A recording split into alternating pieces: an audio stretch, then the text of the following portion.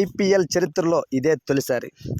అది ఏంటని అనుకుంటున్నారా? Mumbai Indians versus Chennai super Kings match ఈరోజు ముంబై వేదికగా వాంకనే స్టేడియంలో జరగబోతుందన్నమాట. ఇందుకు భిన్నంగా ఎప్పుడు జరిగిన విధంగా ఈరోజు జరగబోతుంది.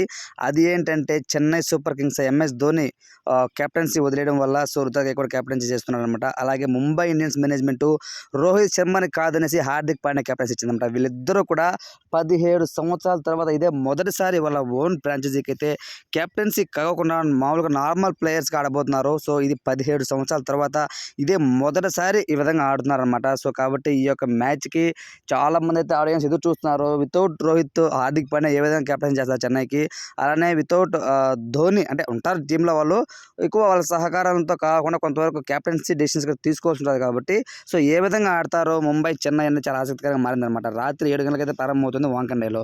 సో టాస్ కీలకం అనమాట వాంకడే స్టేడియంలో. సో ఎవరైనా ముందుగా బ్యాటింగ్ అంటే టాస్ గెలిస్తే మాత్రం చాలా బాగుంటుంది. ఒక 80% మ్యాచ్ గెలిచేసినట్టే. సో కాబట్టి రెండు చాలా బలమైన జట్లు. ముందుగా రోహిత్ శర్మ గురించి చెప్పాలంటే ఓపెనర్ విధ్వంసకరంగా ఆడుతున్నాడు అనమాట. 170 స్ట్రైక్ రేట్తో 2024లో ఈ యొక్క ఐపీఎల్ స్టార్ట్ చేశాడు. అలానే MS Dhoni Chennai super Kings team చూసుకుంటే చాలా బ్రహ్మాండంగా ఉంది. ముంబైతో కూడా పోల్చుకుంటే ముంబై కూడా చాలా బాగుంది. రెండు కూడా స్ట్రాంగ్ టీమ్స్ అనమాట ఐపీఎల్ ప్రజెంట్. కాకపోతే అనూహ్యంగా ముంబై ఇండియన్స్ ఫస్ట్ 3 మ్యాచెస్ ఓడిపోవడం వల్ల పర్టికులర్ కొంచెం తక్కువ అంటే బాటంలో ఉంది.